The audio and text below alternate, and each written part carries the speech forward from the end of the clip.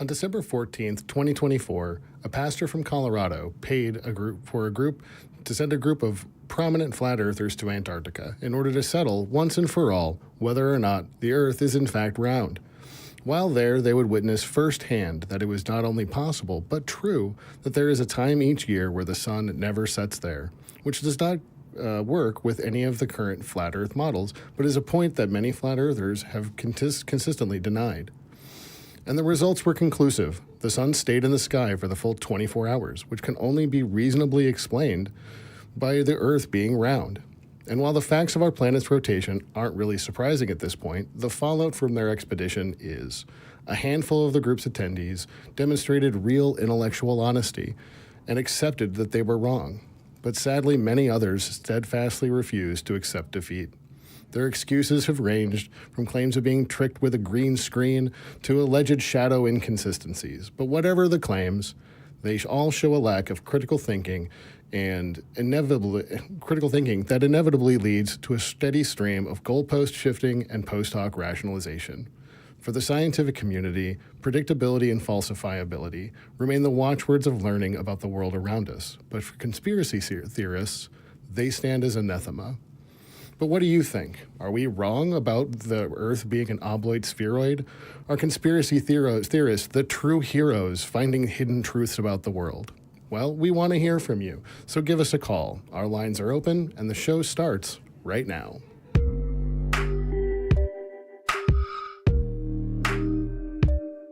Hello, everybody, and welcome back to another episode of Truth Wanted. I am your host, Objectively Dan. This is the live call-in show that happens every single week, Fridays at 7 p.m. Central Time, where we talk to people about what they believe and why. And guess what? You can call us, too. The number is on screen. It's 512-991-9242, or you can call through your computer at tiny.cc/callTW. And Truth Wanted is, of course, a product of the Atheist Community of Austin, a 501c3 nonprofit organization dedicated to the promotion of atheism, critical thinking, secular humanism, and the separation of religion and government. And every single week, folks, I always try to have a special guest. This week is no different. I have Ben Clodfelter in the studio right now. Yay. Whoop, whoop.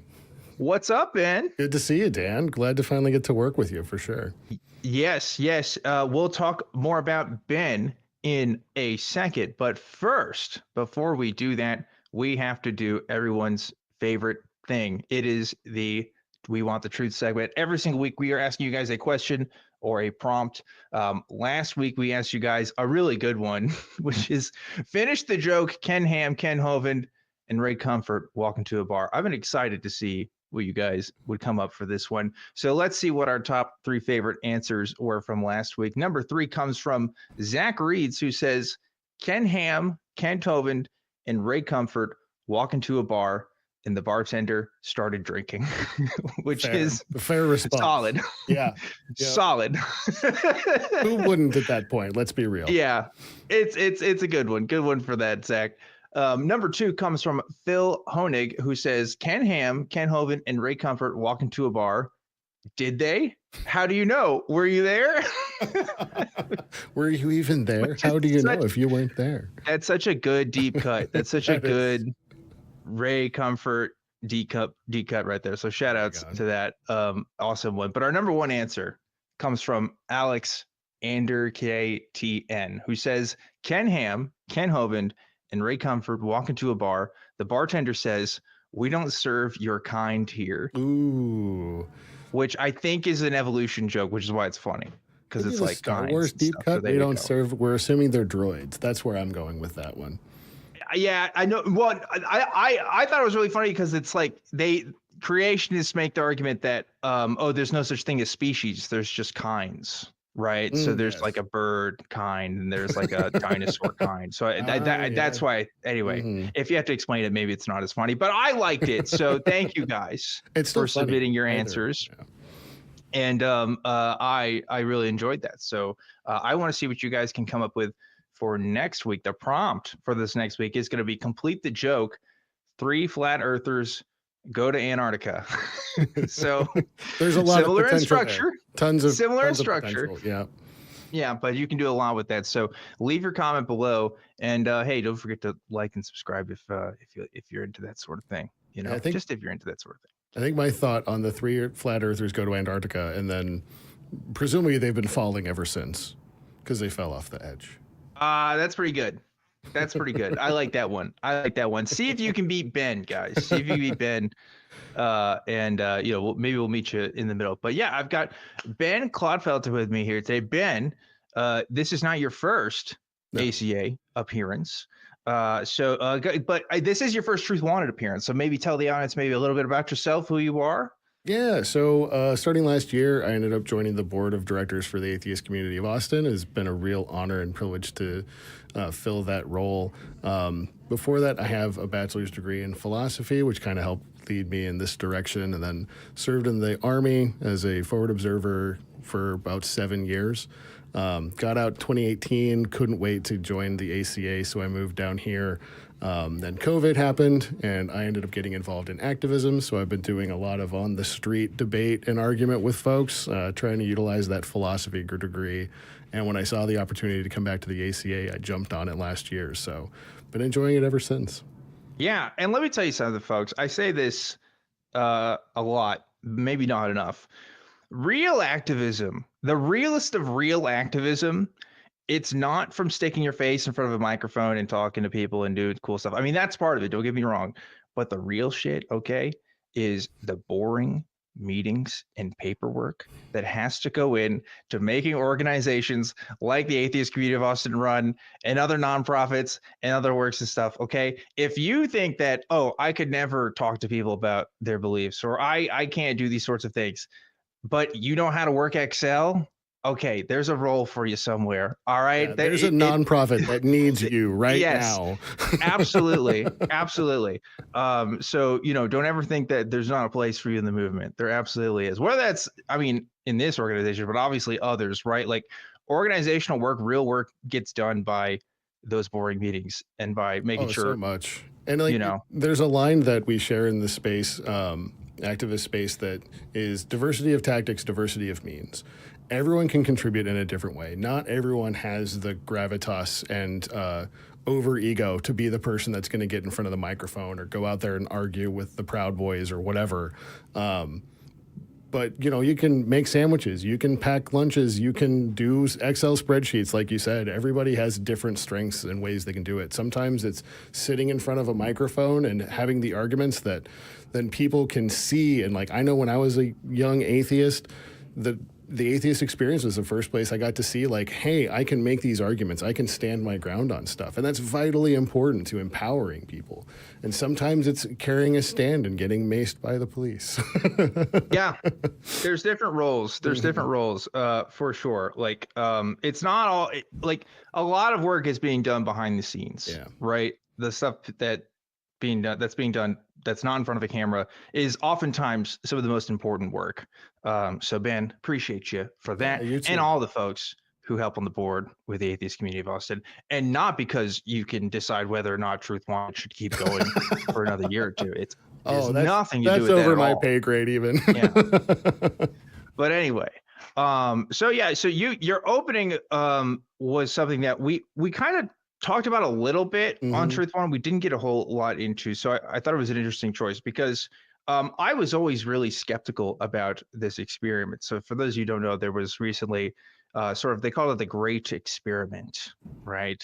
That went on. They turned into this whole documentary presentation about this pastor who organized it, took a group of flat earthers, some of them somewhat prominent members in the community. I don't know if it's the highlights, because I mean, I don't know, but there's, you know, people that some people who are in the flat earth community might recognize, and took them to Antarctica on a trip, on a boat, and just to film their reactions and stuff.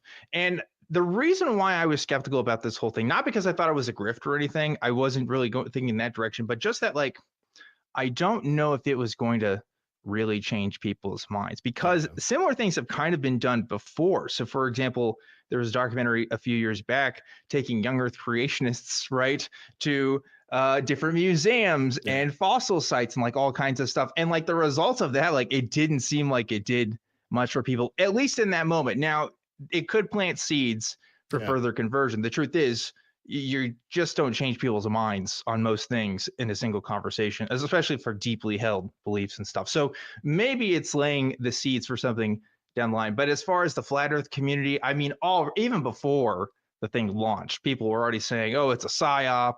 It's not even real. They're all actors and stuff. And we had a caller call in a week or two ago, literally telling us the same thing. Oh, that's so I don't know. I that's my thoughts on it. But Ben, what do you think? Yeah, I mean, that's honestly like in the hundreds of hours I've debated people out at protests and rallies and otherwise, it's a fraction of a percentage of the time do you ever actually really change someone's mind.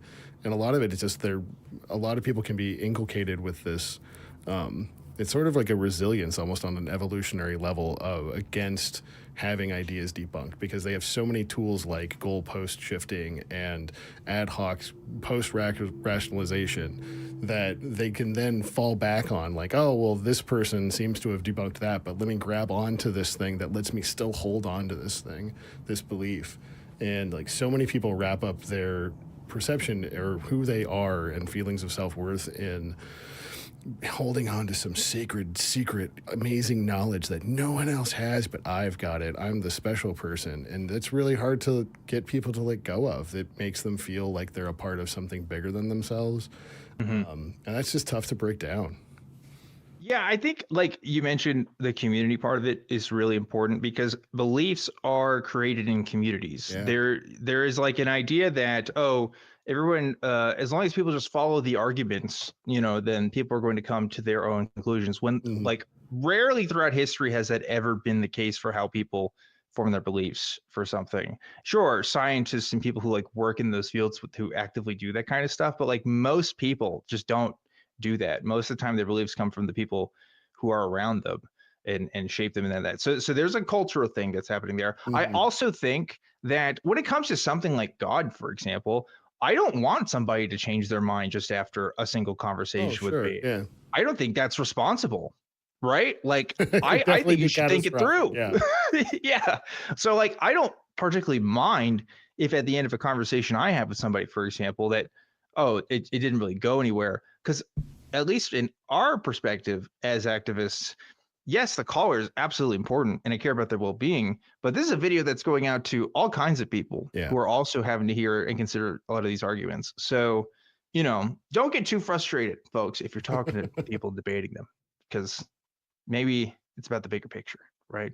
Yeah, and I think the Manual for Creating Atheists by Boghossian, not a huge fan of his nowadays, but I think one of the great grains of truth in that work is that idea of like, you don't have to win the whole argument in just one go. If it just means you're going to put a little seed of doubt or like you put a chip in it and then they're going to re-engage it later is so significant for trying to stay motivated when just time after time after time you're encountering people that you'll totally disprove what they've said and then they're like, well, anyway, just a difference of opinion now, you have a nice day, and they just scurry off. And it's like, it's really hard to stay motivated. But that kernel of truth of like, for so many atheists I've met, it was that first conversation, and they'll talk about like, there was this guy that made me doubt something, and that was what led to this whole procession that resulted with me being here today.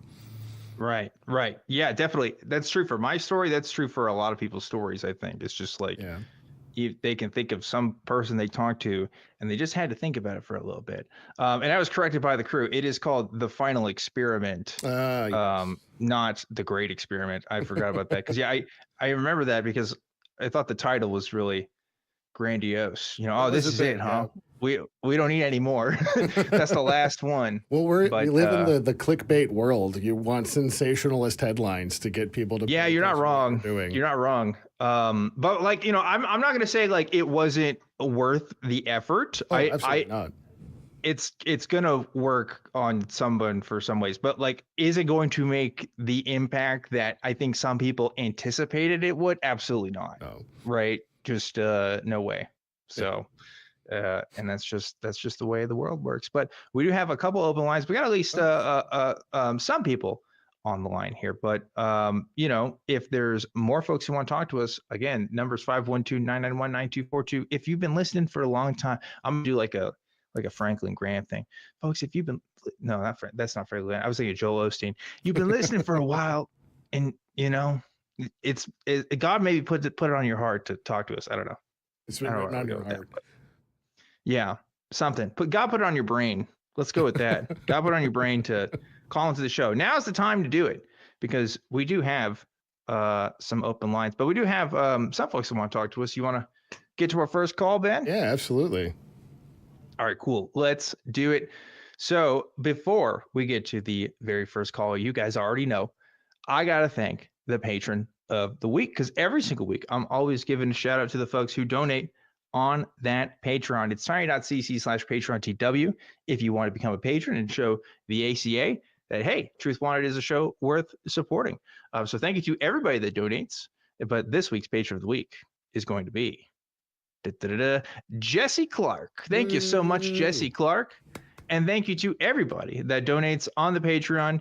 You guys are fantastic. And with that out of the way, it is now officially time to get to our first caller. We have Rogue Show calling in from South Carolina. Rogue Show, you are live on Truth Wanted. What's going on?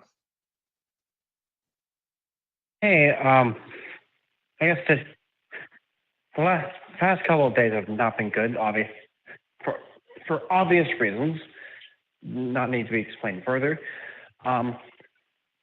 So just let's put my question today on how can I, some layman guy in a hood and shades, defend against Christian nationalism? Like, do something. What a wonderful question. It's a hard one. For those who are watching in the future, it is the week of the presidential inauguration. So I believe that's what Rogue Show is referring to, for those who aren't familiar. But What a great question. I want to toss it to Ben, actually, first. I bet Ben has a really good idea for this. Yeah, bottom line up front, get involved. And that doesn't have to be what I've done, carrying signs and going toe-to-toe with folks at the Texas Capitol. It doesn't have to be that on-the-street stuff, but there are thousands of organizations that just need people, and they need donations, and they need folks to show up. Just showing up, maybe you're not great at Excel like Dan was talking about earlier, but maybe you can help set up chairs, you can help lay out coffee, you can help plan and schedule stuff, you can help print flyers. There's a myriad of different ways to contribute to any kind of cause like that. And with Christian nationalism kind of having control over the reins of power in a lot of ways, doing things from a grassroots level is vitally important right now. And it's really easy to feel like it's so big. It's so much bigger than me as this tiny person just sitting at home watching this YouTube show. But everyone has the ability to go out and make a difference. Yep, I agree. And here's the thing. Well, actually, before I give my thoughts, Rogue Show, any thoughts on Ben's response? Yeah, I was just if you can point me to some of those organizations, that'd be good. I don't know specifically with South Carolina, but oftentimes if you Google, whatever the thing that you're interested in, try to, Google terms with that. You can always look at like the ACLU, Human Rights Campaign are two of the biggest ones in the activist space. They're kind of the big bulky ones that move, and everyone else kind of flitters around and receives support from them in various ways. But just showing up to your first rally and then just introduce yourself to people, meet some people. If there's they oftentimes will do tabling. Find a table that has a topic that you're interested in and just see what they're about. They usually have email, logins and registers and stuff like that where you can volunteer and just talk to them. Go out and find them. I've been heavily involved with work with the Pride community through a group called Veterans for Equality. And every single one of these large festivals and things like that, there's always groups that are looking for support. So if you can't find it on Google, you do have to go out into the world oftentimes and try to find what those causes are, or find the way that you can fit into the space. Yeah, and I'll give you another tip here, Rogue Show. As a nonprofit, we oftentimes work with other organizations, one of which that we work closely with is an organization called Recovering from Religion. And Recovering from Religion allows you to volunteer from your home, right? They have people who do work where they talk with folks about stuff that's going on. And they also have, all kinds of other roles that need that kind of help. So if you want to do that kind of volunteer work, you absolutely can. But also, like, there's a couple different ways you can think about activism. So like Ben talked about this, and this is so important for an organization, but like the reason why we ask, okay, for donations and stuff is because that stuff really does matter. That's one of the biggest differences you can make, honestly. Just donating some money, it sounds cheesy and it sounds ridiculous, but that can be the difference between making or breaking it for an organization every single year. So that's a huge deal. One is that. Another is activism doesn't necessarily have to be something that's on the books. And what I mean by that is you helping out your friends going through a tough time because somebody's getting kicked out of their house for being gay and you're housing a person. That's activism, right? Standing up to a coworker because they insulted another coworker for not having a religion or for living a lifestyle differently. That's activism at work, right? So there is activism in the organizational sense, which obviously, we're fans of. But like activism is more than just donating. It's more than just logging volunteer hours at an organization. It is just living your life by your principles and ideals to the best of your ability. So a couple thoughts there, Rogue Show. What do you think? Yeah. I guess. Yeah. Unfortunately, I have to take 1d8 fire damage every time I have to step out in the sun. It's rough. But I understand. No, I'm not a vampire. No, trust me, I'm not a vampire. I haven't got bent yet. But yeah, those are some good suggestions. Okay, those are some good suggestions, and I'll absolutely need to check those out. Cool. Especially for my local, where I'm locally at. Yeah, absolutely. If you find out there's something you love, oftentimes, like for me, I got started doing a little protest to remove a Confederate statue, and that resulted in me finding other groups and other organizations. Like once you take that first step and you find someone, you're going to find and encounter a lot of other ones. And I feel bad that I completely forgot. I'm on the atheist community. I forgot about Recovering from Religion, but there's also American Atheist has volunteer systems. They also have a database of various atheist organizations all across the country. There's also the American Humanists also do that sort of work, so you can try to find a group or chapter that's close to you. So it feels insurmountable, but I think even just asking how do I do it is the best first step. Yeah, absolutely. Rogue Show, I think that's all we got for you, unless you had another question. Anything else you want to add before we let you go? I guess don't lose hope, audience. Keep fighting. It may be fucking bad out there, but there's still hope. There's still fight. Hell fucking yeah. Co-sign. I'm co-signing that, Rogue Show. Thank you for that. What a great way to end that call. I appreciate you calling in, and good luck in finding more ways you can help out. I'm actually really glad, Rogue. Yeah. Sunscreen is a good investment. It sounds like maybe don't go into any stores that have garlic or mirrors. I was gonna say that's exactly what a vampire would say. Is say that. Yeah. Don't cross any rivers if you can help it. I don't know. Don't know what applies to the situation, but I'm really glad that Rogue Show is taking the path of, hey, there's a lot of shitty stuff. Yeah. What can I do about it? Yeah. Right? Because it's very easy, and I've been feeling it this week, of just being like, I'm just tired. Right? I'm tired, man. I'm tired, boss. And I also completely forgot, like, the other element is, I think you spoke to it, like mutual aid. Do stuff right around you. Get to know your neighbors. Even if, let's say you go and you meet your neighbor and you find out that they're a really awful, bigoted person. Well, now you know that.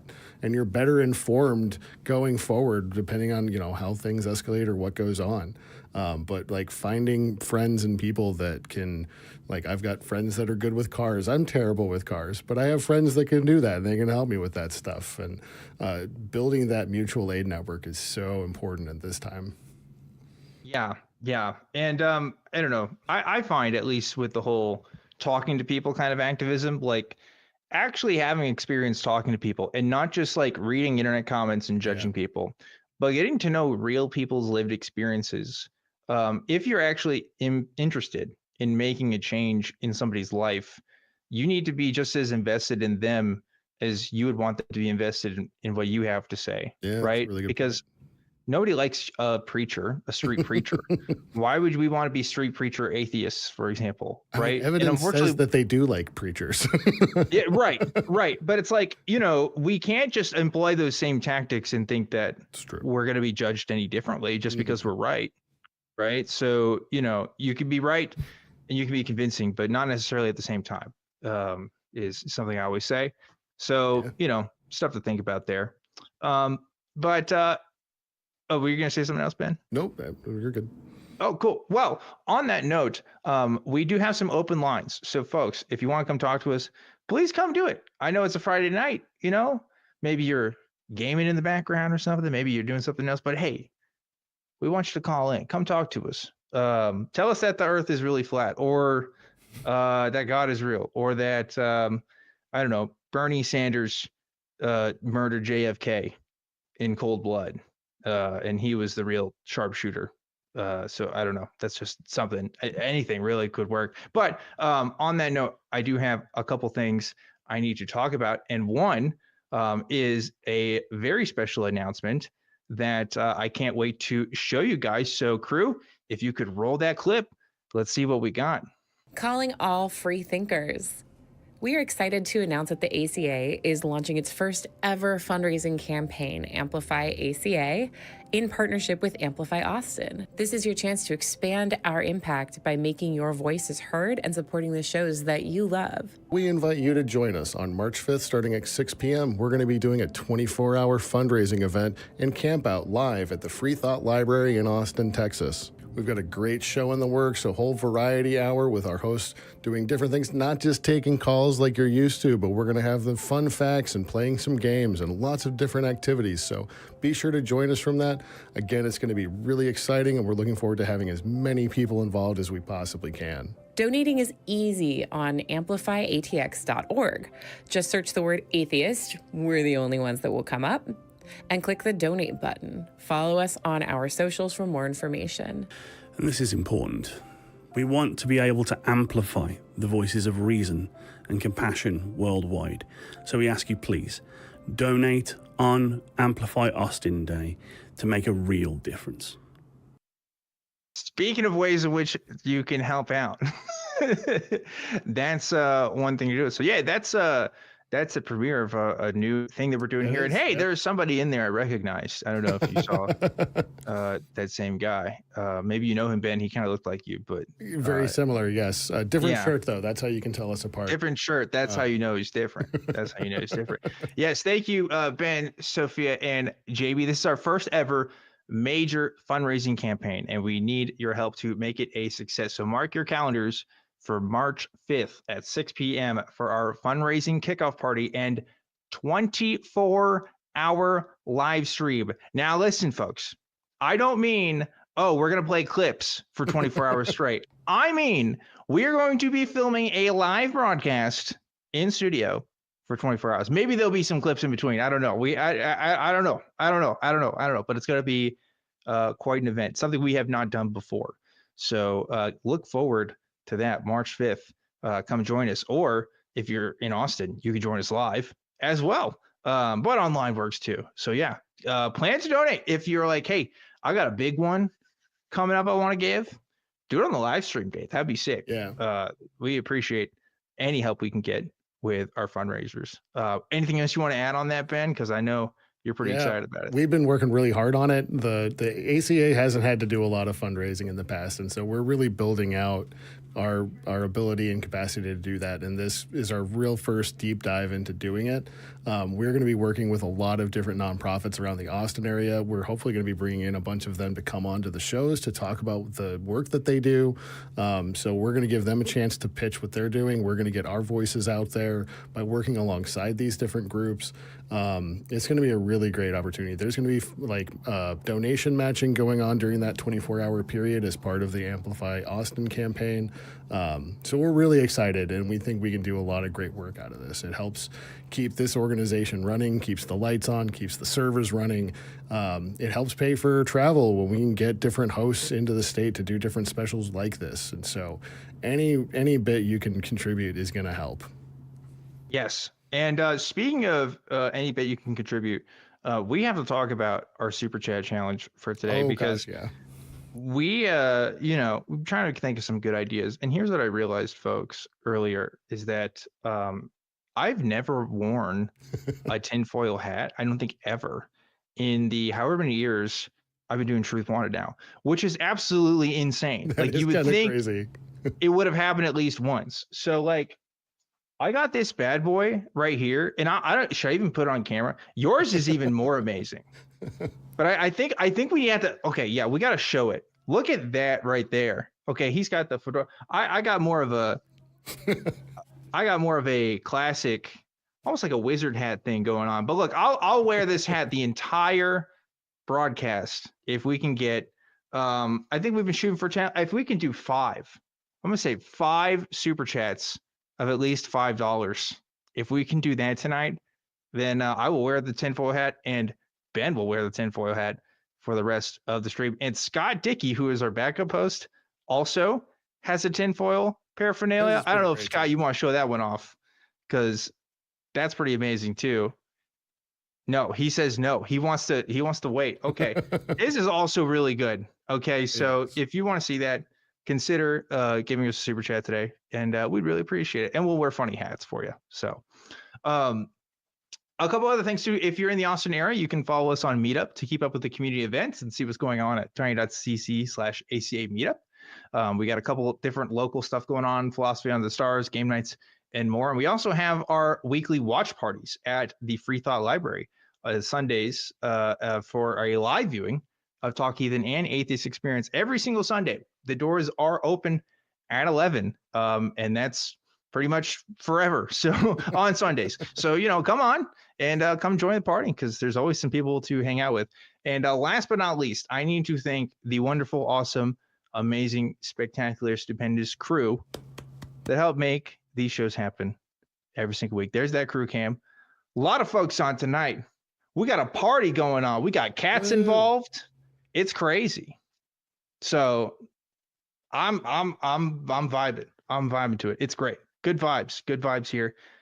Thanks, crew, for everything that you do and for putting up with me.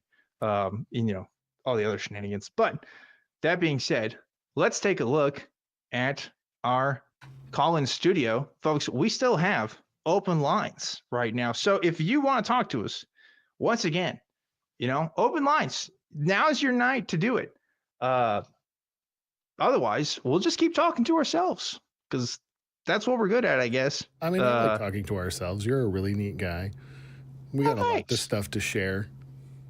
Well, what's up with you, Ben? We already talked about the upcoming fundraiser that's happening with the ACA. Any other fun ACA shenanigans? Yeah, so myself and fellow board member Tina, we've been running Philosophy Under the Stars for coming up on a year now.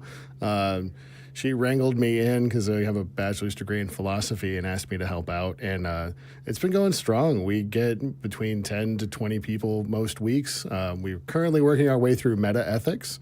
And do little clips of explainer videos and then a lot of discussion and talk. So that's been really fun and been amazing to watch build kind of from just a handful of people to more and more folks showing up. And that is also through Meetup, as was mentioned in the announcements. The tabletop games, we've got tons of them, and we're always receptive to more There's a game you really love and you want to play with some other folks and you can't find a good gaming group, well, we're a bunch of nerds and we love playing games. So last week I think we did a bunch of Trivial Pursuit. Times before that was it Code Word, I believe, is the game that we played. So it's always a lot of fun. Usually there's snacks and drinks in the building that are free to the people that come here. We always ask for donations, but they are free. And yeah, it's always a good time. Sweet. You were like, talk to me about Philosophy on the Stars, which, by the way, I'm embarrassed to say I'm in Austin and I haven't been going. Part of the reason, okay, in my defense, is it's like a 40-minute drive from where I live to the atheist community of Austin. And so by the time I'm done with work, I think that like you're probably getting started with it. So a little bit of timing there.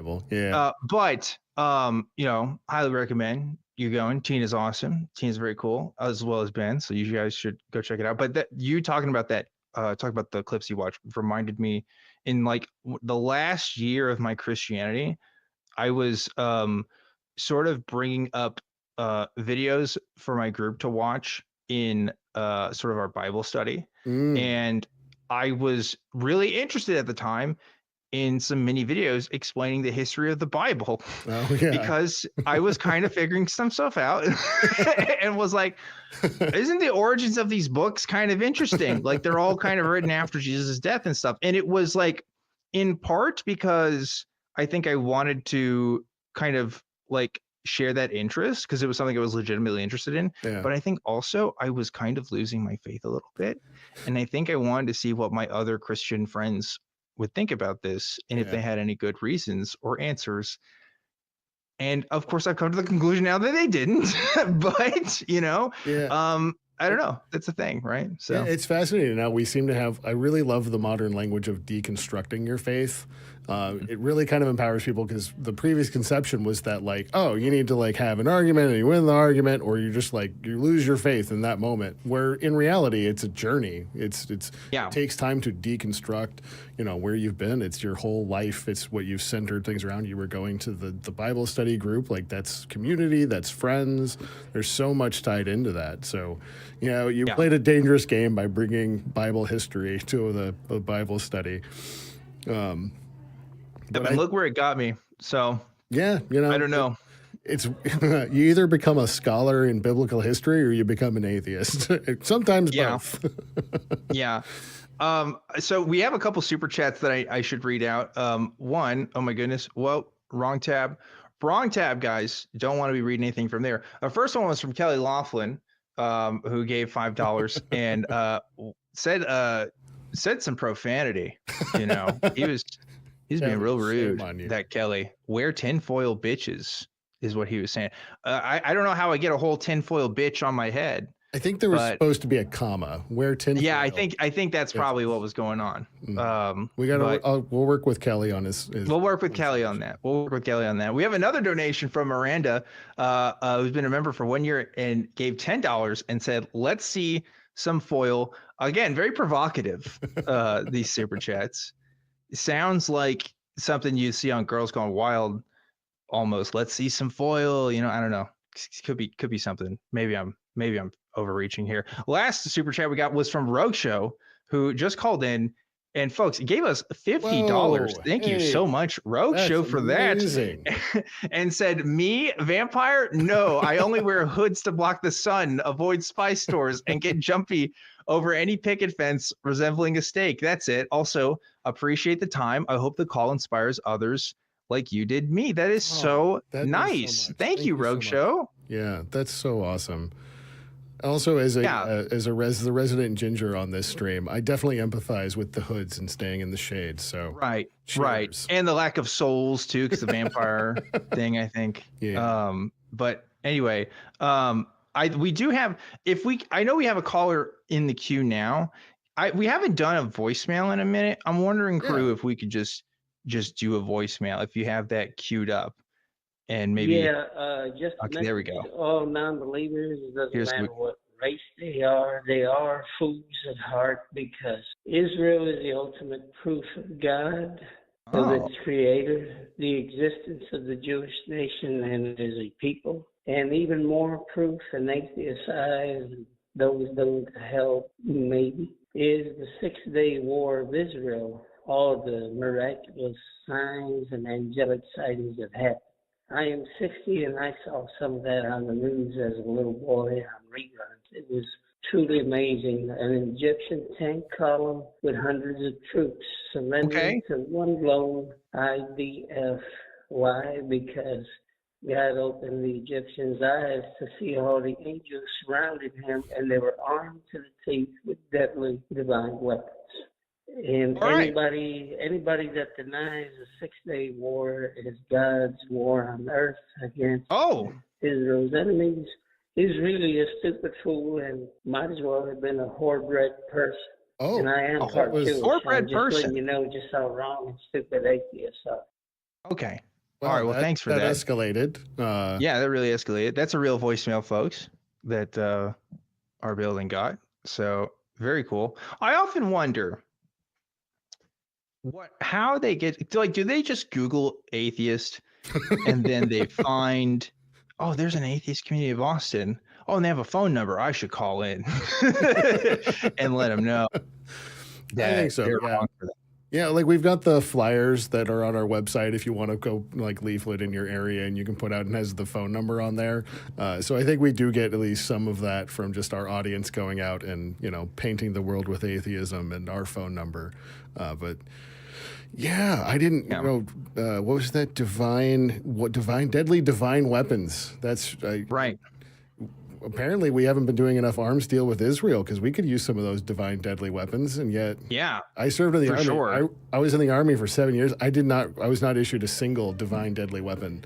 Well, no, that's the ones that they use to kill the giants in Iraq, I think. So that's probably why you didn't get to use those. But no, that is a thing. In case you aren't aware, that folks at home, because I know it was kind of hard to tell what the guy was even talking about here. But yes, Christians do believe that the state of Israel, at least fundamentalist Christians, interpret the state of Israel and its implementation in the 20th century as a fulfillment of biblical prophecy. And so part of the reason why there is as much fervent support in the state of Israel as there is today is because they want to literally bring about the end times.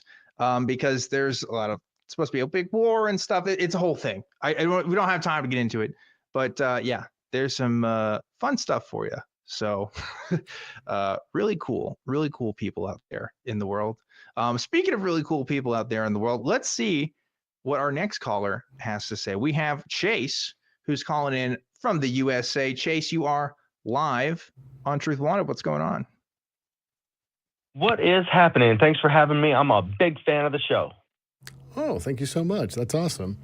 Hell yeah, Chase. What's going on today? How can we help you? Yeah, I wanted to talk a little bit about where art and activism converge. You know, because I've done a lot of different forms of activism for human rights and animal rights. You know, anywhere from polite conversations, like one-on-one stuff, to, you know, protesting in the streets. I helped lead a march of like 1,000 people. That was really cool through San Francisco, you know, and drums banging and all that. It's a real fun environment. And then there's, you know, behind the camera, if you will, you know, just crunching numbers, helping, like you were saying earlier, like donating to charities, or helping an organization run, you know, and stay on their feet, things like that.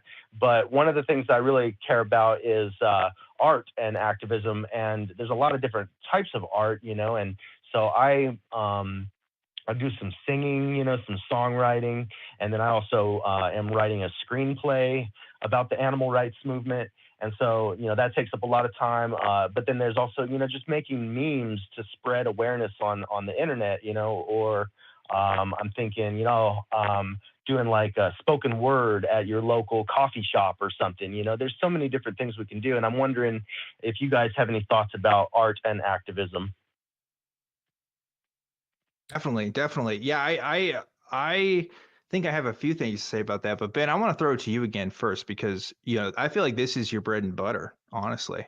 Yeah, I don't. For whatever reason, we're getting a bunch of stuff that's right in my wheelhouse, which no complaints. But Chase, I think you're right on the ball. There's so many different ways. I think I mentioned diversity of tactics, diversity of means. If you're an artistic person, there's some of the best art that's ever been created has come out of adversity and from resistance.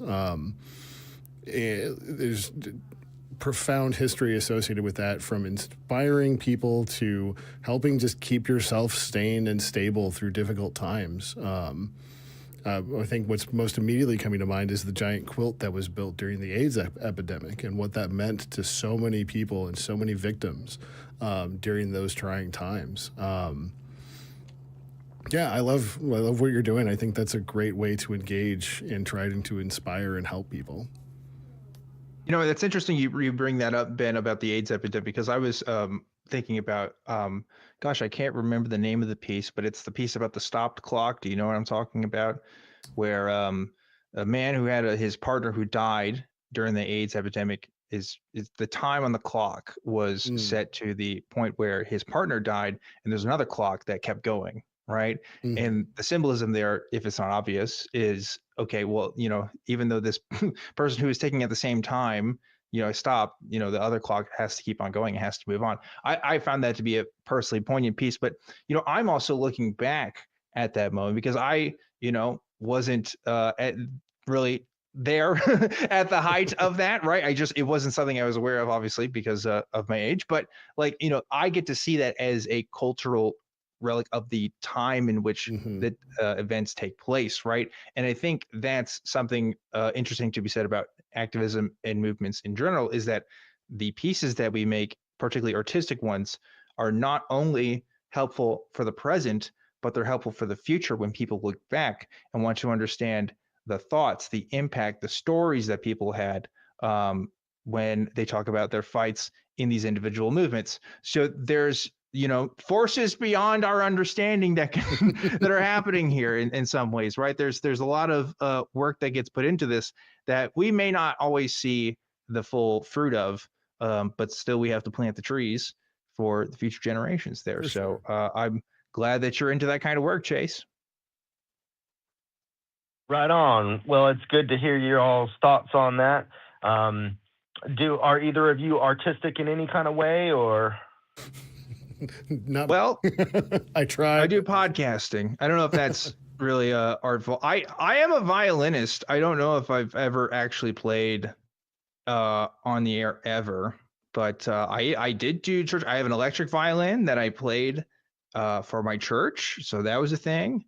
But no, I mean, besides impromptu speech making, you know, and taking calls, I don't know if that counts, but that's about it for me. I mean, wordsmithing and being able to write scripts and stuff is important, and it's artistic. Sure. Yeah, I think your skill of public speaking is a great form of art and activism, you know, like, and I remember I used to be terrified of public speaking back when I was in college, but, you know, I just forced myself to do it anyways because I knew I had a message, you know, to get out. And so my palms were sweaty and all that. I'm not going to... Knees weak, arms are heavy. Yeah, understood.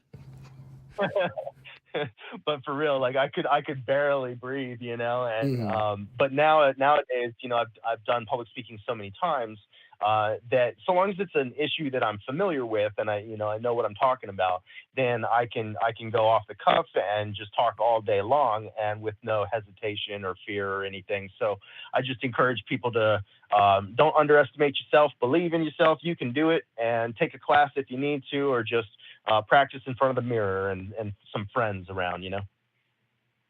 Yes, I like that. I appreciate the compliment there, Chase. I appreciate those who are, I'm friends with some YouTubers who are really great at writing out scripts and their thoughts and stuff. And I am just not as good at that kind of thing. So I am always jealous of the types that do that kind of work, because my stuff is mostly live streaming kind of stuff.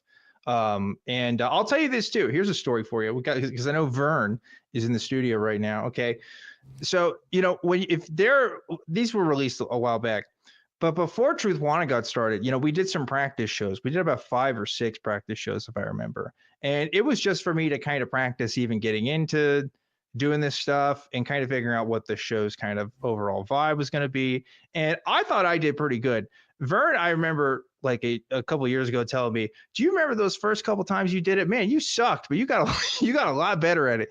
So, like there is a practice that sometimes needs to be had there to get good at this stuff, but anybody can do it. Anybody can do the kind of, activism work that they feel they want to, even if you don't feel like you can do it right now, if it's writing or if it's, public speaking or whatever. Sometimes it just does really take practice. So that's my TED talk. Thank you for coming to that. Anyway. Yeah, and I think the point that people miss when people are like, oh, you just got to practice, is practice isn't just to like perfect a thing. It's also to get you just comfortable and used to a thing. And like that's so vital for being able to do it, especially doing public performance and work. I said I was not artistic. I did play the trumpet and actually started college on a scholarship to play the trumpet. And I remember that like just go out and be in front of people. If you're uncomfortable with talking, the practice is just going out and doing it. Go talk to strangers, go to live events and things like that. And like Chase did, go up there and just stand and just say your piece and go out there and try to get comfortable in those spaces. Absolutely. Yeah. Good thoughts all around.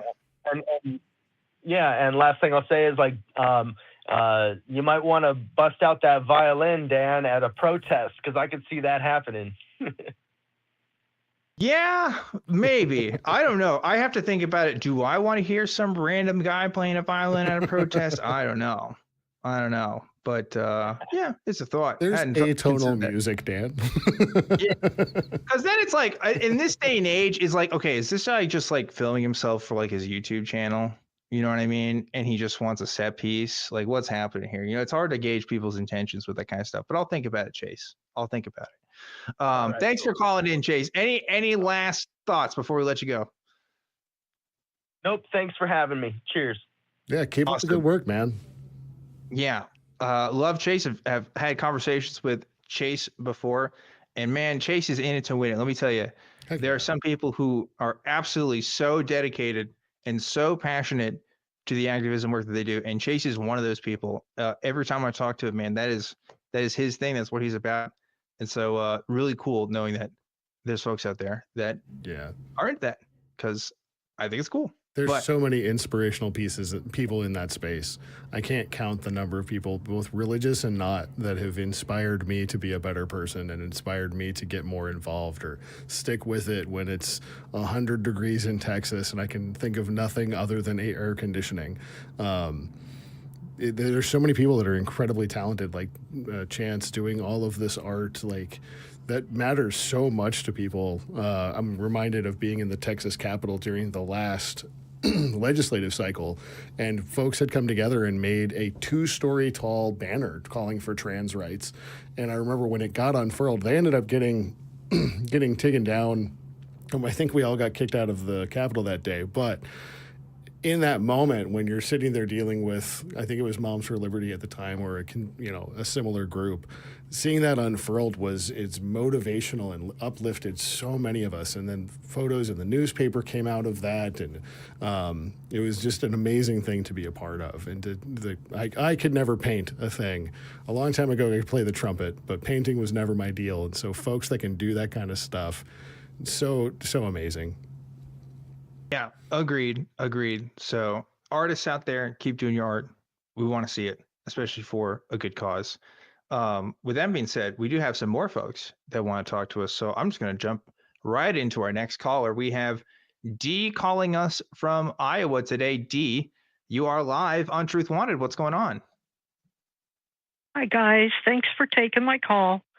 First of all, Dan, the violin can be a really rockin' instrument, and especially the electric violin. I think you would rock out on the protests and outdoors and stuff like that. Try looking up some Bob Dylan and see if you can't jazz it up a little bit. I can do some Bob Dylan. I am classically trained, but I also am pretty good at improvisation. Like most Taylor Swift songs are like in D major, so I can just kind of figure it out like pretty much then. I don't know. It's an enjoyable thing. I haven't picked it up in a minute, but the problem I have, and just going on a tangent here again, to big movements, I don't want to draw attention to myself and be like, wow, look how cool this guy is for playing his instrument. You know what I mean? It's like that's what I don't want to give the vibe off of. But maybe if enough people tell me to do it, I'll do it. But we'll see. Yeah. We'll see. Anyway, Dee, what did you want to talk to us about today? So I wanted to push back on Mr. Voicemail on Israel, and this has been a thorn in my butt for many, many, many years. Israel today has no, it's got absolutely no resemblance, no analogy to ancient Israel. It's a secular democracy. It did not.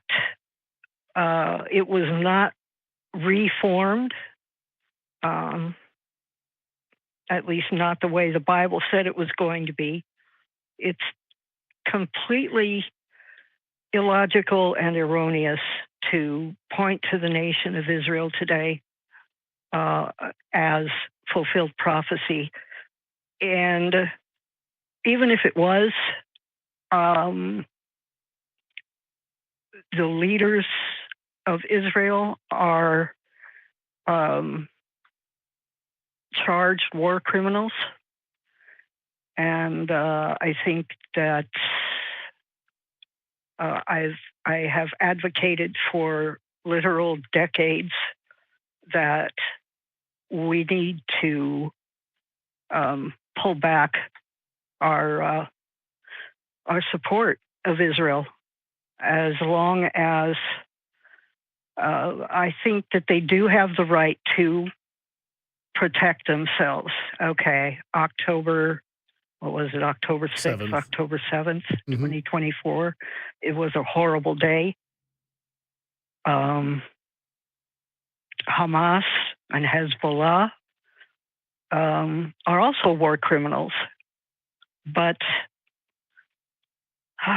the damage that Israel has done over the last year and a half is unjustified, and I really take exception to people, patting each other on the back to support Israel, as long as they continue to act out of all proportion, and as long as Netanyahu leads that nation, I think we need to take a much harder line with them. Yeah. So, wondering, we've talked about this before, because, and Ben's gonna give me, tear me a new one if I stray from this. But as a nonprofit, we have to be real careful with what we talk about, in particular with geopolitical situations like with Israel. There's a few things I think I'm safe to say. What I am safe to say, I think, is I think you can justify criticism of a state without being called racist, without being called Islamophobic or anti-Semitic. I think that you can, as you've mentioned, point out that Israel is allegedly a secular democracy, right? And you should be able to judge a secular democracy's actions on its own merits, and not for any of the people whose racial makeup or otherwise make up that political body. So yeah, I think there's a lot of discourse about what's happening over there, and overall I agree with your feelings on the subject, right? Like, there needs to be stronger condemnation for those who are doing unjust actions to people groups that have already been oppressed for a long period of time. And I think that's about as safe as I can be on that subject. I don't know. What do you think, Ben? No, I think you've kind of expressed it well. If nothing else, it brings up the question of what is a proportional response. We're talking about meta-ethics right now in the philosophy group, and I think that's a really significant one. It is something that's difficult. The U.S. reacted to 9/11 with a very bold action, to put it lightly, that resulted in a lot of collateral damage and civilian deaths. Was that justified? Was it not? Is the response that we're seeing from Israel to the tragedy on October 7th proportional or not? And I think oftentimes there have been charges placed in the International Criminal Court of Justice against Netanyahu and the other members of his administration, but ultimately those cases will be, to an extent, the arbiter of, was this proportional or not? And as like board member of the ACA, we're not going to make a declarative statement one way or the other. But what's happened over there is a tragedy in every possible way. It's not good. And I agree that, it would be great if the U.S.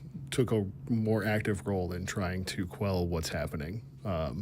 But yeah, I think what the situation does reveal to me, Ben, is that there are people who, in today's world, fellow Americans, who will justify heinous actions as long as they think, again, just the ends justify the means here. And there are some people who are really willing to go so far as to say that there are just some people groups that are not worthy of rights, that are not worthy of being alive or living in the places that they've been living for their entire lives or even generationally longer because of prejudices that happen. I think this conflict has certainly shown me that.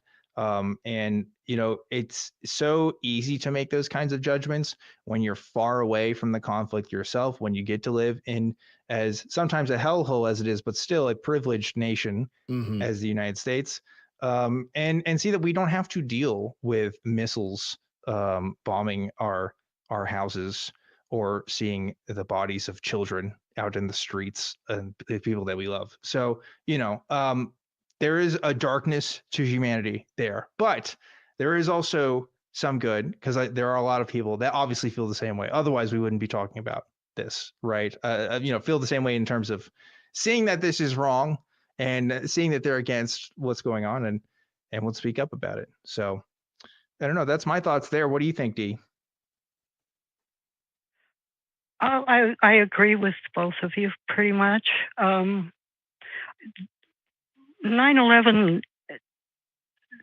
we all know that Iran had nothing to do with 9/11. And we know that the Bush administration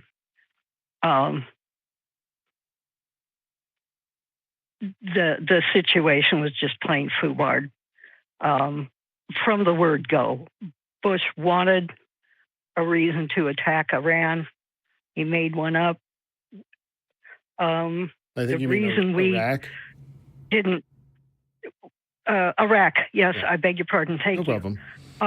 The reason we were still stuck in Iran until 2022, was it? Was because Bush took the resources away from Afghanistan, which he had almost completed his mission. Before the mission was completed, he took those resources and put them in Iraq. That is what prolonged the entire, so we know, as far as 9/11, protecting ourselves, Afghanistan was justified, Iraq was not.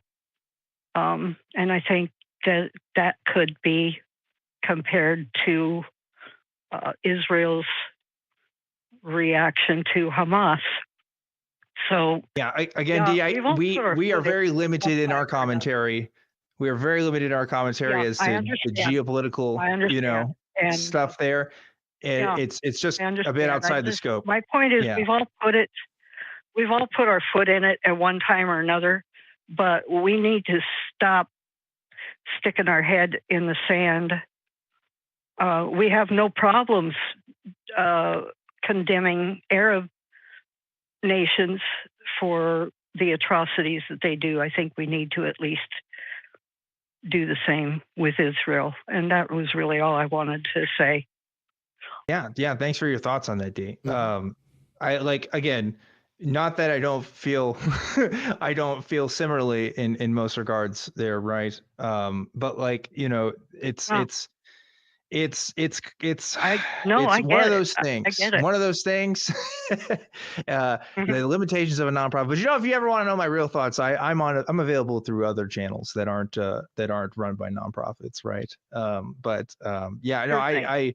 I don't know if I can comment much further other than what we've already said, Ben, unless you had some thoughts, Ben. But No, I think we've covered it pretty well. It's not a great situation. I agree there should be equitability in the way that we treat various nations around the world, regardless of their ethnic or religious makeup and composition of those different countries and nations. And so I think you're pretty well on point on that. yeah, we certainly, if anything, Oh, shouldn't I support nation appreciate. states because of biblical prophecy. I'll tell you that much.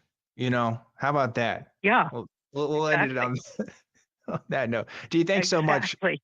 Thanks so much for calling taking in. my call and letting me put that out there. And you guys have a great night. It's great. Thanks so much, Dee. You Thank too. you. So yeah, it's again, one of those things kind of difficult for us to talk about, but that's okay. But it does bring up, like, can you be said to fulfill a prophecy if people actively worked to fulfill that prophecy? Is that still fulfilling prophecy? Yeah. Like the establishment of Israel is cited by apologists as one of the strongest cases for biblical prophecy being true, just because it's so recent that we can kind of look at it and stuff. And obviously a lot has been said about whether it actually fulfills that prophecy. There's only so much you can get out of an ancient text to understand the meaning and the culture and everything that goes behind these words. So quite frankly, if God was real and if these kinds of things were real, I just would want something stronger. Like maybe, hey, I'm going to predict exactly what number. here's a 17 million digit number. And I predict it's going to be on this piece of paper, and I pull that out. I mean, that would be impressive, maybe. But if then you go on to write what's on the paper, it kind of takes the luster. Technically, you made a prediction and then you fulfilled the prediction. But it's not. It's about as amazing as saying, I'm going to get a steak dinner and then ordering a steak dinner and then receiving a steak dinner. Yeah. What's real prophecy is weather channels, right? Because we can kind of see the future there. And how do they do it? Must be magic. Definitely. I don't know. Magic. Because the Earth is flat and we don't have satellites, right? But anyway, on that note, we do have at least a couple of callers actually that want to talk to us here. I'm going to get to our next caller here. We have Clement, who is calling in from Spain. Hey. I can't remember the last time we've talked to a caller from Spain. It must have been at least once before, but maybe not. You are live on the air. Clement, what's going on? Nope, we lost them. Oh no, that's too bad. They might have accidentally hung up. Don't know what happened there, but Clement, if you want to talk to us, you can certainly do that, and we'll get you back on the line in just a sec. But while we're waiting on that, we do have another caller here. I see actually that they're coming back in. No, we'll get you in a second, Clement. We'll get to our next caller while we're waiting.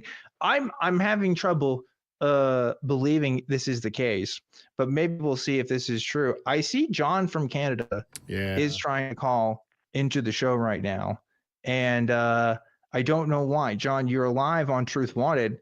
How can I help you?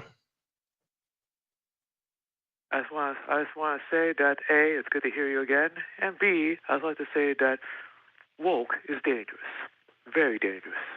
Being awake now first, in general, Well, I'm sorry, Ben. I'm sorry to interrupt you. Before we get into this, John, you've already told us that you were never going to call the show again and that you gave us your goodbye. And then you called the show again a couple weeks ago. And then you were like, you're right. And then you hung up. So are you going to do that again? Or what's the deal here? I just want to make one last thing. No, man, you've already said you wanted to make one last thing. This is the second or third time now you've said you want to make one last thing. I just want to say that. Being woke is dangerous. Being awake, yeah. Why? Let's talk about that. Going to Ben's question. Why is being woke dangerous? Because, you're discriminating against white men. Okay. Oh. Well, what? Okay. And men are necessary. Men are necessary. Well, that's a different premise. You said it discriminates against white men, and then you said that men are necessary. That's two different categories of things. Yeah. So you've actually shifted what you're actually referring to. So are white men necessary, or just men in general? Men in general are necessary. Okay. So why did you bring up white men? Hire women. Well, you may focus against white men, but you see, if you hire jobs that are physical, if hire women that are physical, if hire women that can you not be physical if you're woke? No, I'm saying that because you're woke, they prioritize diversity or skin color over qualifications. That's what I'm saying. Really? Wait a minute. John, you think I'm woke, right? You think we're woke? Yes, you support. Okay. All right. Last time I checked, I'm white. Okay. And I think Ben is also white. It could be wrong, right? I think he matches up. If the color correction on the camera is correct, I believe Ben is a white guy. Okay. Depends on when you're defining it, because there was a period of time where it was only white. That's also true. Protestants, and that's Irish the whole were thing not there. included in that. Here's John. We're two white guys, and look, like he's talking to me. Am I not woke anymore because I have a white guy on the show? What's going on? No. You don't understand. Woke we don't understand. Right. White people just because they are white. That's what I'm talking about. That's what happens when woke means discriminating against white people just because they are white. Now, in a job, let's say in a job interview, if you have a white guy and a black guy competing, they'll hire the black guy instead of the white guy because simply because he's black, even though the white guy might be qualified. Well, okay, so am I hiring only black people at my hypothetical company that I now own? Why am I woke then? Because I'm not doing that, right? I'm not hiring anybody right now. If you were woke, that would be the policy. Okay, but wait, am I woke? Because I thought you said I was woke. Do you support woke? Do you? Do I support woke? I don't even know what that means. Yeah. Well, I think the definition we're running on is woke is discriminating against white people. Do you believe that woke should be done? Do I believe that woke should be done? I don't think you should discriminate against anybody. I mean, using your definition of woke equals being discriminatory towards white men, then I don't think anyone that's currently on this call is woke.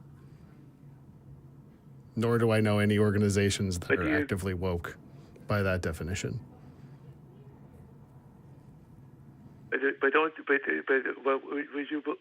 that you do believe that cis white men should not be given favoritism, correct? Why would that would be another form of discrimination, right? If you're giving favoritism to someone based on an immutable characteristic or a protected class, like race is one of those that we recognize as a protected class, giving someone favoritism, that would be discrimination, right? Yes, but that's exactly my point. That's exactly what's happening. And the wildfires that happen in California are an example of that because they hired black women instead of white men, and that's why they're not qualified to handle it. Did they what percentage of the firefighters in California are black women? All the ones that are working the wildfires, right? Oh, all of them? So like the news coverage I saw where there was a bunch of white men that were on the line using hoses and wearing firemen's clothing, those weren't actual firefighters. It was only the black women that I saw. I'm glad you agree. No, that was a question. I was asking a question. Yeah, you're not really answering his question, John. I don't think you are going to answer it. But here's the deal. Like, you sound like you're being racist right now because what you're essentially saying is that a black woman can't do the job. And so we shouldn't hire black women to be firefighters. What I'm saying is that women are not equipped for physical activity. It's meant for men. Well, I mean, have you served in the military, John? John, have you ever served in the military? No, never. But I do know that. But I do know that men are stronger and tougher. So I know I served alongside a lot of women that could have beat the heck out of me, and they almost certainly could beat the heck out of you. That were definitely more physically capable than I was. How do you know they could be the physical? I mean, we regularly did things called like combatives, where you'd roll around and like do MMA fighting and whatnot. And there were some women that were in fantastic shape that could absolutely beat me. Do you think you could beat up Ronda Rousey? Beat up by another woman, but I guarantee you, the average MMA fighter okay, would destroy Ronda Rousey. I'm saying that right now. The average male fighter could beat up Ronda Rousey. Okay. Okay, so you're talking about MMA fighters. Good. I'm talking about just regular people, because I think Ronda Rousey could beat up the average dude, right? You not think that's true? Men are stronger than women. Why does that matter, though? Why does that matter? Because if you're gonna hire, if it comes to jobs like police and fire, if you're gonna hire women over men, just because they're female, just because you want to fit that demographic, you're putting people's lives in danger. And I know you would want a man. Okay, but so here's what's happening. I think this is like an ecological fallacy here, because what you're doing is you're taking a generalization about a group of people, and you're prescribing that generalization to specific individuals. Specifically, you're talking about the firefighters in California, who you claim to be all black women. Of any of the footage I've seen, I don't even think I've seen a single black woman firefighter, let alone one that's actually doing the work in California, is in charge of making decisions that have happened there. But you're taking these preconceived notions and you're applying it to these individuals, and like you're just making up hypotheticals at this point. Like you don't even know anybody that you can cite as a specific name. You're just it's happening. It's not Name one black woman firefighter that's fighting the fires in California. I can't name one, but I know they're there. How do you know that they're there? Because I see the statistics. I just asked you the statistics, and you couldn't tell me the statistics. Yeah, John already asked you that. What percentage of the firefighters in LA are black women? Yeah. Well, I'm just saying it's very dangerous. No, you just said that it's statistics, and then now you're not giving us the statistics. What's the stats, homie? All right. Well, he just hung up. Yeah. I'm disappointed. I thought that John would keep to his promises and not call back into the show, but he just can't quit us. Apparently, he can't quit it. We're too cute and woke, and he can't let it go. It's just kind of sad, honestly. Yeah. To just like harp on whatever conservative talking point is in the news and just have that occupy so much of your time. I don't know. You can't be living a happy life, right? If you're just thinking all these terrible things are happening because of black women that are firefighters. My goodness. Yeah, really sad stuff. Well, and it's insanely disrespectful to all of the female service members I served alongside that have gone and fought wars for John and served on his behalf to keep him safe, and to just spit on them and say, oh, they're weak, they can't do it. Like, oh, I'm pretty sure that we have incredibly well-decorated service members that are women. Yeah. And here's the deal. No guy wants to ever admit that Ronda Rousey could have the potential to beat them up, but she definitely could do a number on some dudes I know, at least. But regardless of that, I think it's good to move on. Let's talk to Clement. Clement, you are calling in from Spain. I think you accidentally hung up on us, but we're going to try to talk to you again. Clement, what is going on? Oh, wait, hold on. I'm sorry, Clement. I think you're on. Wait, first of all, let me check. Can you hear us, Clement? You there? Yeah, I'm here. Woo. Okay, great. I think, did we reach our goal, our super chat goal? Oh my God. Because I got people saying, okay, I think we did. Am I missing some super chats? So I gotta check out our notes here and see. Okay, we did. We got a $5 donation. $10 donation from Rogue Show, who said 0 out of 10. We all foiled this opportunity to see the inconsequential act of a host wearing hats. And then Deanne Kearns gave $5. So that's enough. that meets the criteria. We got to put on our tinfoil hats here real quick. So let's get that on. Oh yeah, there we go. All right, good to go. Now we are looking fresh. Are protected from the psycho waves or some thing. We are real info warriors right now. I gotta say, it's a great look. Can we get the camera to Scott Dickey as well, because Scott, our backup host, has his amazing hat. Look at that one. Excellent. Oh my goodness, incredible stuff. Sorry, Clement, you probably aren't seeing this right now, but when you go back and watch the footage, you're gonna be pretty impressed, I think. But anyway, Clement, back to you. What's going on? How can we help you? Well, yeah, I was listening to the current administration's comments on NATO contributions. I live in Spain, and I've just looked us up. And in terms of contributions, we're under Slovakia. We're kind of bottom of the list, 1.2% of GDP, I think. So the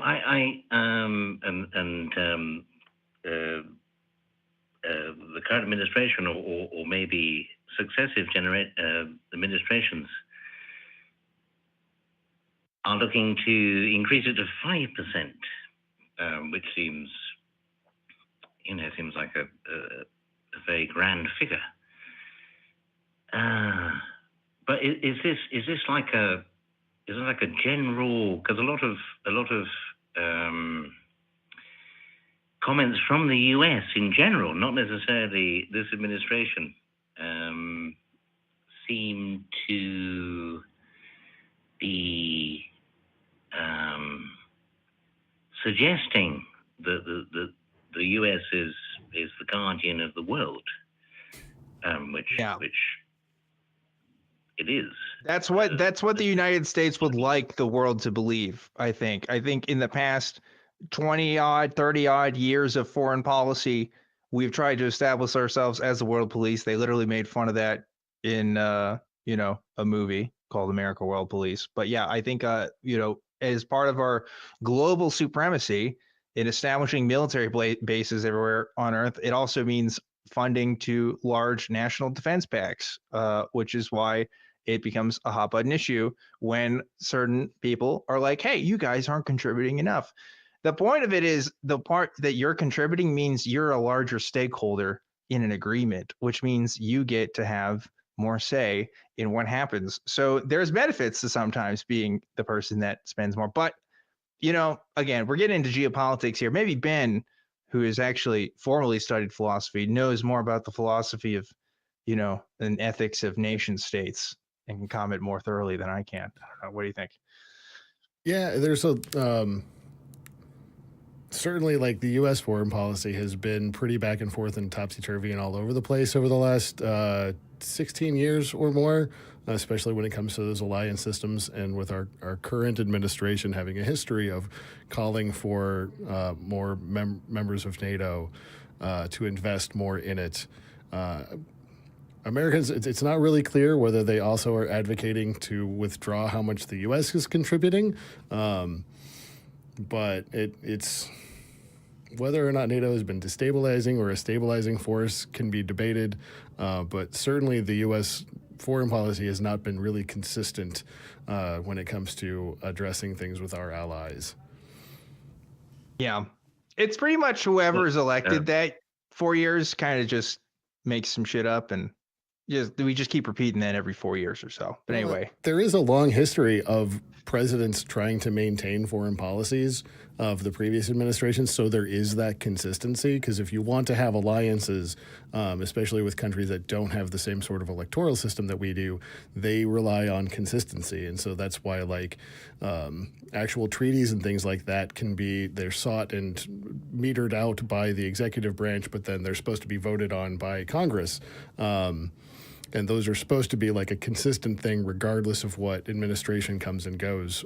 We've deviated from that a fair bit since kind of the start of the war on terror, the so-called war on terror, and previous before that with Ronald Reagan. was fairly disruptive in that idea also. Yeah, there's a lot we could talk about with your military experience, I feel like. But anyway, we're talking about Clement. You obviously have something you want to say. Well, I mean, I get the the guard dog of the world kind of thing. I mean, I'm not actually from Spain. I live here, but as you might have guessed, I'm from the UK. Don't say. You're telling me you're not a native Spaniard, Clement, because you could have fooled me. Bueno, si quieres hablar español, vamos. That was quite an inquisition you did there with your Spanish, and nobody expects the Spanish Inquisition. Hey. There you go. That's very funny. Yes. Why'd you buy that? Okay, go ahead. Cross borders joke. Nice.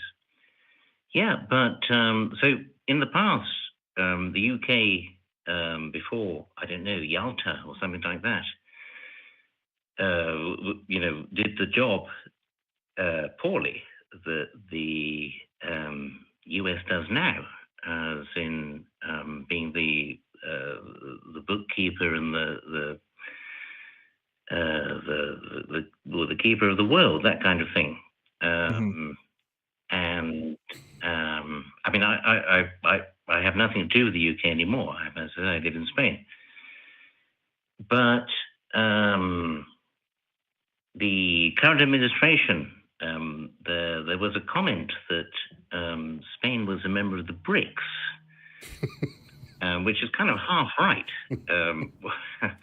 We're not a member of the BRICS, we're a member of the PIGS, which is Portugal, Italy, Greece, and Spain. So we're considered to be the poor man of Europe. Now, hold on, Clement. You're telling me the president of the United States made a mistake about another country's involvement in a national defense fund? That's wow. I would never have guessed that. Well, and BRICS isn't national defense; it's an economic agreement, like. Oh yes, economic agreement. You're right. It's not. But anyway, yeah, I'm not surprised that the current administration maybe isn't the best at getting facts right. So, no shocker there to me, Clement. Well, he got it half right. He just got the acronym wrong. Yes. And I was wondering, because, in Spain, to be honest, it's a lovely place to live, which is why I live here, not in the UK. I mean, it's sunny and, there are all sorts of lovely social benefits. And I was just wondering, I think from what the current administration was saying that temporarily we've got some kind of pass, because he seemed to suggest that because we're a member of the BRICS, or rather the PIGS, that we weren't a priority for increasing NATO expenditure. I don't know if that's true or not, but that's what it seemed to be. He said to the person who was interviewing him, you know what I mean, or something like that. But to be honest, in Europe, it's a very nice way of life. I mean, I'm very comfortable. Mm-hmm. And if our contributions have to go up from 1.2%, which I looked up just earlier, to 5% or approaching that, whether this, I suppose it would have an impact on taxes and things like that, and social security, which we all love. We like our siestas and things like that. I gotta interrupt you, because you're talking to two guys on a live show right now with tinfoil hats on their head. And I don't know what you want to get out of us, but I don't know what more I can comment on how many more percentage points should one country contribute to economic funds and stuff? Like, are we getting somewhere with this? Because you've lost me on the plot here. Yeah. My point is this a general view in the US that other members of NATO should increase their contribution to NATO at the expense of citizens or residents like me? I will tell you something that's interesting about Americans is that we are so privileged that we don't even know, the average American doesn't know how many countries we've bombed. Okay. Or don't even know what engagements we're in. American foreign policy, the average person's opinion on American foreign policy has, and this has been demonstrated through past election cycles, has had pretty much one of the least impacts on what somebody's going to vote for in any given election. Now, there's some debate a little bit about that, particularly with Gaza and stuff, saying maybe there's more influence than what people have said. But in general, like foreign policy in Americans, they don't really have a lot of hot takes. All right. And if they do have takes, it's usually bad ones. There's a lot of people talking about divestment from Ukraine and stuff, think, oh, it's not our war and stuff, but everybody's super pro-Israel here, right? So, you've got your like real hawks on the situation, I suppose, that are really interested in that kind of stuff. But like average man on the street, I don't even know if they have a take. I don't think the average person on the street in America could point out where Israel even is on a map, let alone, what they think we should be doing about it. But, I may be more critical. Ben might have a different opinion. That's kind of my point. Sorry to interrupt. I don't think you are privileged. I think that living in Spain, that I'm privileged. Yes. I wonder whether there's a difference between being privileged and thinking you're privileged. Yes. The average American is fully convinced that we're privileged. They wouldn't describe it that way, but they're fully convinced that we are the top of the world in everything. As such, like there's a little bit of evidence that what's happened in Israel affected this last election, but for the most part, the average American has no idea what's going on. 16 years ago, a politician would have gotten into trouble for defaming or implying that our NATO allies were not contributing enough. Now it's just common parlance for them to just say it and get away with it. The average person has no idea how much any given member of NATO is donating, contributing, what that even means. Like, is the contribution in dollars or is it in bullets? Most Americans have no idea. And the confusion now, and it's weird that the comments about Spain in particular, he was, if I understand correctly, the president was referring to BRICS, which is an attempt to offset the Schengen area in Europe and then the NAFTA in North America. The Schengen area. Schengen area, yes. I apologize if I misspoke. Yeah. But then usually it's described BRICS and then has an S on the end, and then he just assumed that it was Spain when it's not. Our politicians, in particular their current administration, are not well informed or well thought through on stuff, and that comes out often in the way they talk about stuff. Sure. The Israel question is all foreign policy in Europe, as far as I'm aware, maybe not in Kosovo, is pro-Israeli. I mean, Israel was invented by the Americans and the British. The Balfour Declaration, I think it was. And so our policies, generally speaking, are aligned to the US, which is one of the reasons why we're members of NATO. But it sort of seems that, in the US, the welfare state doesn't seem, from watching programs like Wonderful Truth Wanted, isn't quite as developed No, it's not. But listen, it's mostly non-existent. I was wondering whether exactly. So I was wondering in Europe, you see, especially in Spain, where our contributions to NATO were more 2%, I believe, currently, that it was like some kind of attack on the welfare state, whether Yes. Free healthcare and yes. The reason why Americans don't have free healthcare is because we put all our money into making sure we can bomb the shit out of anybody that opposes us. Like, and here's what I mean when I talk about privilege here. Okay. You point out the fact that America isn't as developed as Europe in terms of social safety nets, things like that, right? I 100% agree with you, but we are privileged in other ways. And let me tell you why. You live in a country right now that has had dictatorships, that has had people who have absolutely changed. Only one. Yeah, sorry. I was talking. I'm speaking out of turn. I was thinking of Italy, and you're in Spain. I don't know why I thought you were in Italy for a second, but that was me speaking. Point is, you're still in Europe, and Europe has had a lot of conflict with other nations living right next to each other, doing all sorts of shit within the last 100 years. Okay, United States. Last time we had anybody even try to come on to us was Pearl Harbor.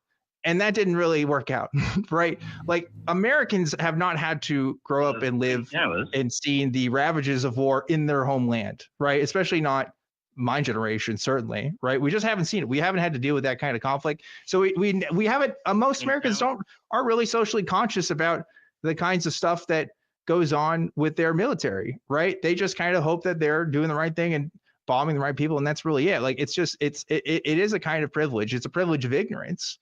But it's a kind of privilege that allows people to live in comfort and safety and not really care about what's going on in Yemen or anywhere else. So, You.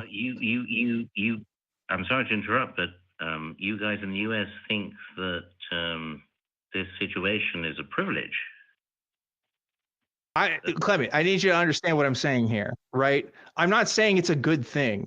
You understand? I'm not saying it's what the right things it should be. I'm saying that's the way it is. Being privileged also means being ignorant sometimes of world events because you don't have to suffer like other people do. That's the difference, right? So I don't mean it in the sense of, oh, we're so great and mighty and this is awesome and everybody should live their life like that way. I'm saying we haven't had the kind of hardships that other places have had. So we don't have those kinds of worries. Germany is like really famous for its like anti-Nazi laws because they know what happens when Nazism takes over a country, right? We don't have those kinds of protections here, which might be part of the reason why we're seeing what we're seeing today, right? So, it's just the reality that we live in. That's all I'm saying on that, Clement. Well, I mean, okay, we had Franco in Spain. Until what was it, 75 or something? In the UK, there was Cromwell until I think it was 1649. But in general, there hasn't been any sort of major conflict apart from maybe Kosovo or something like that ever. The Second World War.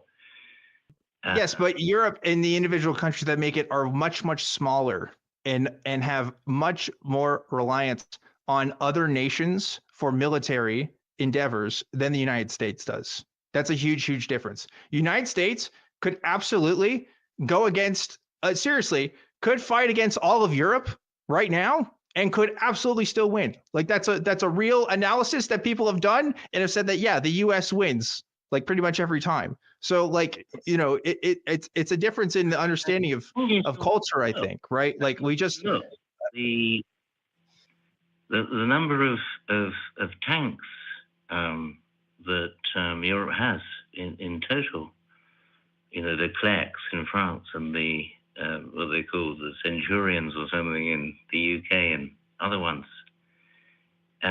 These are high-grade weapons, and okay, I think we're losing the plot here, Clement. I want to go back for a second because we're also running out of time here. Okay, here is the point.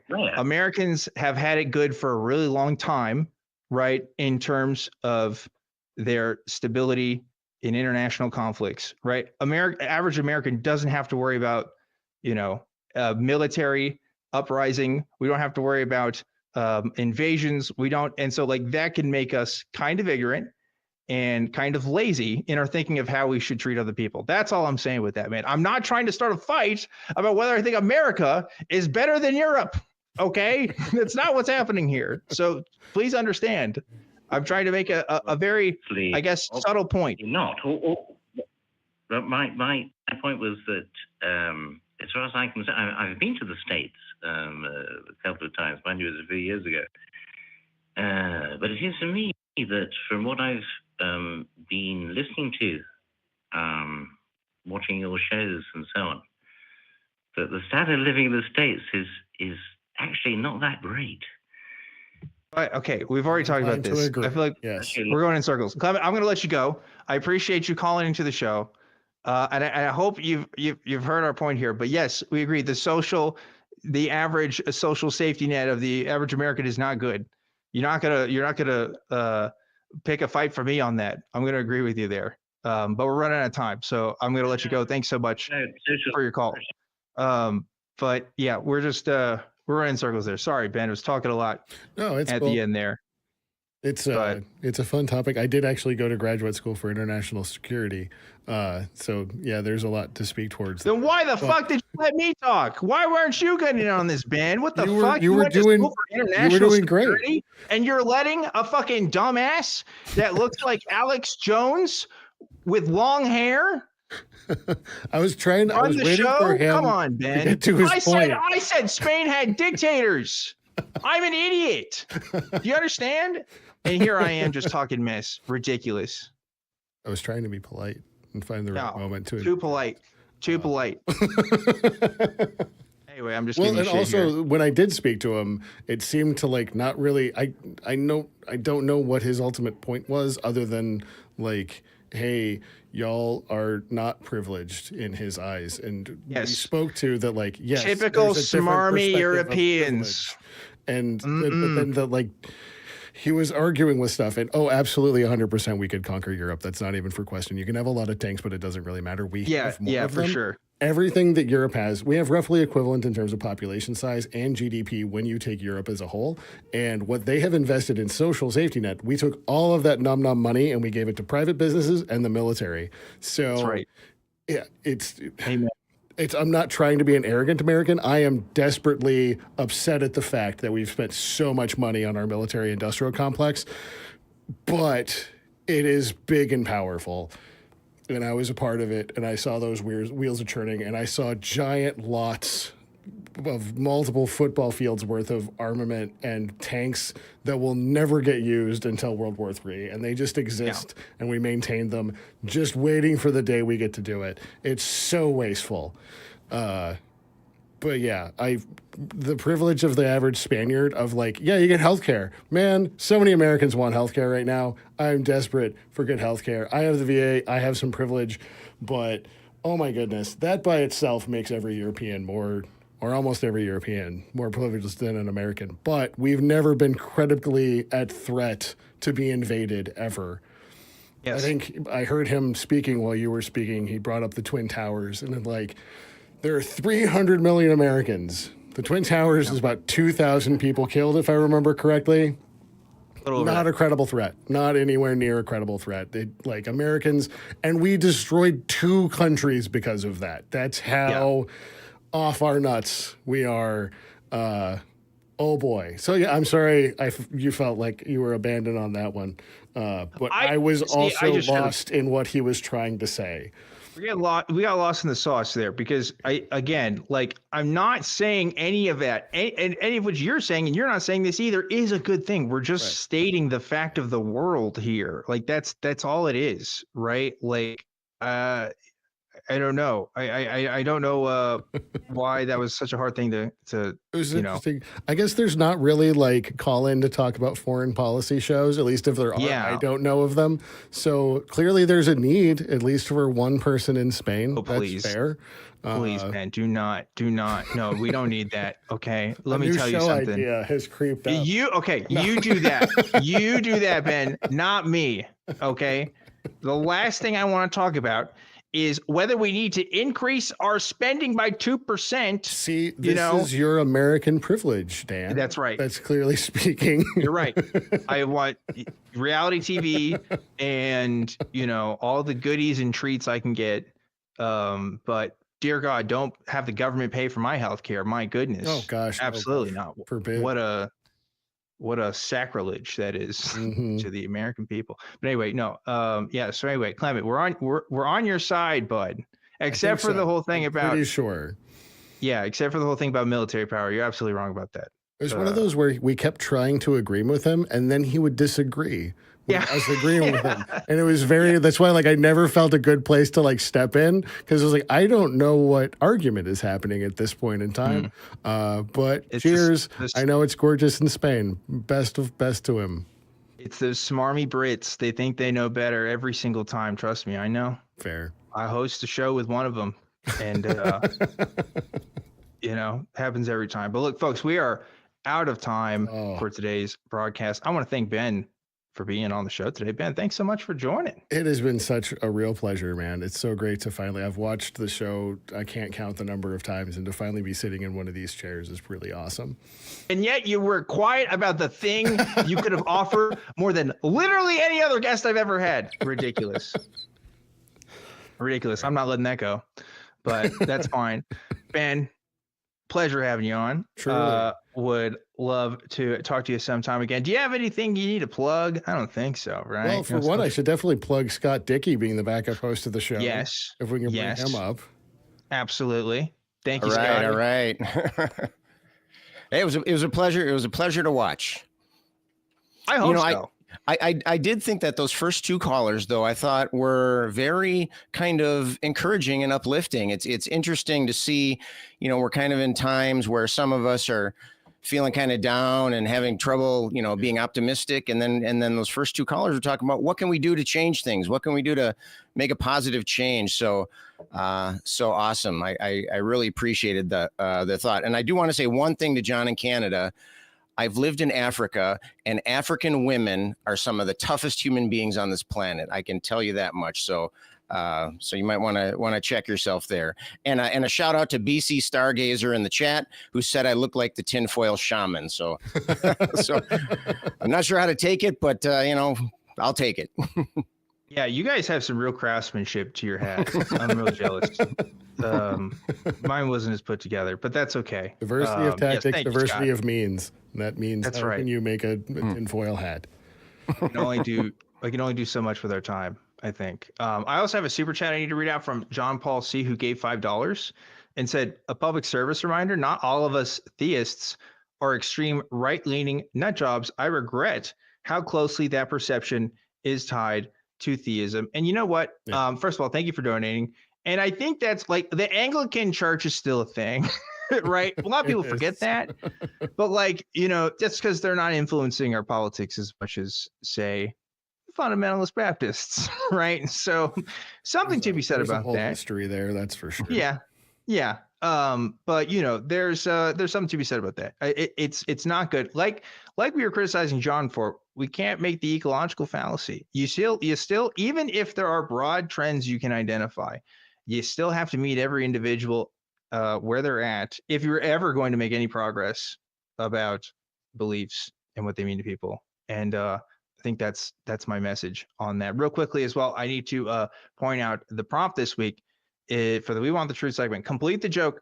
3 flat earthers go to Antarctica, and then the rest is up to you. I want to see what you guys come up with. We will be, I think we're not doing the after show unless, Ben's sticking around for the after show actually. So if you want to join on that, tiny.cc/ACD Discord and come hang out with Ben. I got some work to do, unfortunately. I got to go back to work on Friday night. Make sure you check out Amplify Austin. Yes. Donate. Every bit helps. Definitely. Yes. And look forward to our 24-hour live stream come up, because we'll be talking about that a lot more as things ramp up. But before we end tonight's broadcast, Ben, do you have any words of wisdom you want to give to the audience? Diversity of tactics, diversity of means. I'll go back to the hopeful messages. Get involved. These are trying times. Every few minutes is another headline of another crazy change to our laws, our policies, our standards, and what we expect. And it feels really uncertain, and everyone feels super duper small. And you're not. You're part of a bigger whole, and you can get involved in a myriad of different ways. You just got to find it. So find that hope, find that cause, find a way to, even if you're sitting in the chat room and you're pushing back against bigotry and hate, that helps. Do whatever you can. Awesome. I like that. Good words of wisdom there. And folks, that's going to be it for tonight's episode of Truth Wanted. I'm Objectively Dan. Remember to always keep one the truth, and I'll see you next time.